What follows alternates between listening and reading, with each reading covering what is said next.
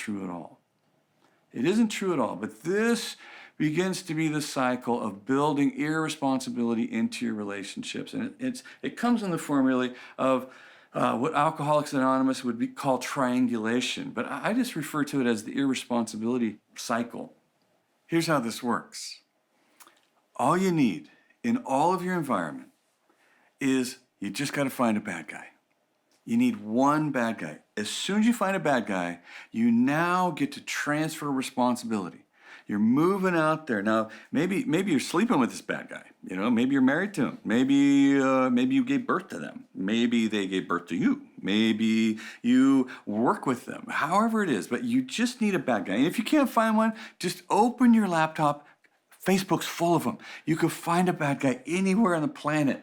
But this is how the irresponsibility cycle starts, is that you begin to look out there for why you feel powerless, why you're going to have the day you're going to have. And as soon as you find a bad guy, you now get to introduce the culprit. And the culprit is the victim.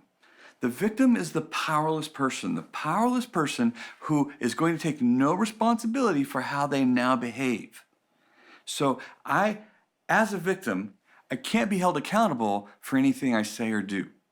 And this begins the cycle. I can't believe it. You said that to me. I can't believe you were so mean to me. I can't believe it. And then this has been going on for all these years. And then you did it again. And I can't believe it. And I'm so sick and tired of this. And as you begin to kind of ooze out this aroma of powerlessness, you recruit the rescuer. The person who now comes and completes the loop. This is the person who shows up and says to the bad guy, "How dare you, bad guy, say mean things to this poor victim?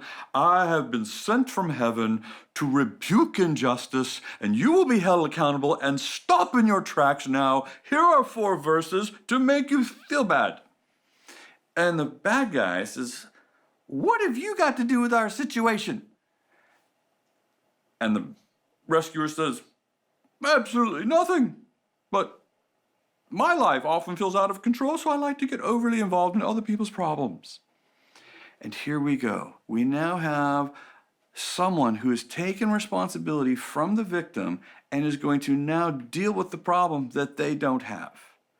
And then the bad guy says, "I can't believe you come over here. You just get involved in a situation, and then you start saying I'm doing bad things. I didn't do bad things. You weren't even here. You didn't even know what I said. You didn't hear what I said. I can't believe you treat me like this. Help, help." And now the former bad guy becomes the victim, who then takes the rescuer and turns them into the new bad guy. Help, help. And then woof, woof, here comes a new rescuer who lands in the place and says, "How dare you pick on this person, accuse them of things you don't even know what was said. You weren't there. You need to cease your injustice. I am an ambassador of heaven. Here are 4 verses to make you feel bad." And the loop continues. And our families are destroyed. Our relationships in our community are torn apart. Our work environment is turned on its head. Our churches burned to the ground and split open because we found a bad guy. We absolved the owner of all responsibility. We transferred responsibility to somebody who's not even involved. And this cycle continues. Now, where's the original victim? Where's the person that started this whole thing? They're over on the beach sipping pina coladas. They just have absolutely no responsibility for their own life. So rather than get pulled into this irresponsibility cycle of triangulation, understand what it looks like to be a powerful person.